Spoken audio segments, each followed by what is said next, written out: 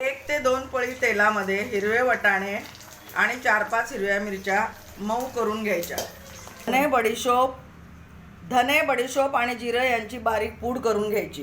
तयार केलेली पूड 1 पळी तेलात टाकायची आणि त्यामध्ये 2 ते 3 चमचे बेसन टाकायचं आणि चांगलं भाजून घ्यायचं।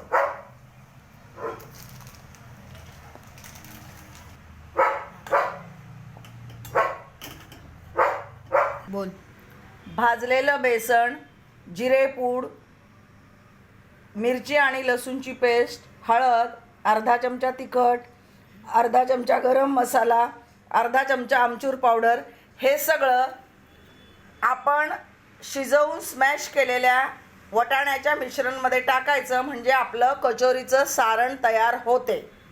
मिश्रणात चवीपुरतं मीठ टाकलं आणि हे सारण तयार आहे।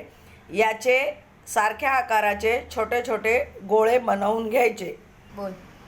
गव्हाचं पीठ, त्यामध्ये थोड्याशा ओवा, चवीपुरतं मीठ आणि 3 ते 4 पळी तेल टाकलं आणि हे सगळं मोहन पिठाला चांगलं लागेल अशा पद्धतीने पीठ एकत्र करून घ्यायचं आणि नंतर 2 ते 3 मिनिटानंतर पाणी टाकून मऊ गोळा मळून घ्यायचा।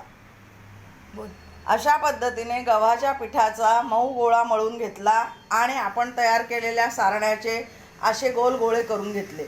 जर तुमच्या सारणाचा आणि पिठाचं मऊपणा सारखाच असेल तर कधीही तुमची कचोरी म्हणा किंवा पराठा म्हणा फुटत नाही आणि एकदम व्यवस्थित ते लाटले जातात। अशा पद्धतीने गव्हाच्या पिठाची वाटी बनवून घ्यायची, त्यामध्ये तयार केलेला गोळा ठेवायचा आणि या पद्धतीने आपण ती वाटी बंद करायची। वरती आलेला भाग असेल तो काढून घ्यायचा आणि तेल लावून अतिशय हलक्या हाताने कचोरी लाटायची।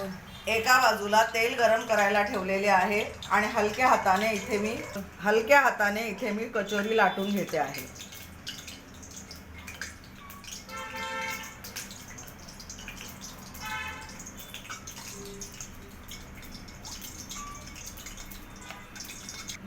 अशा पद्धतीने कचोरी लाटली गेली आहे।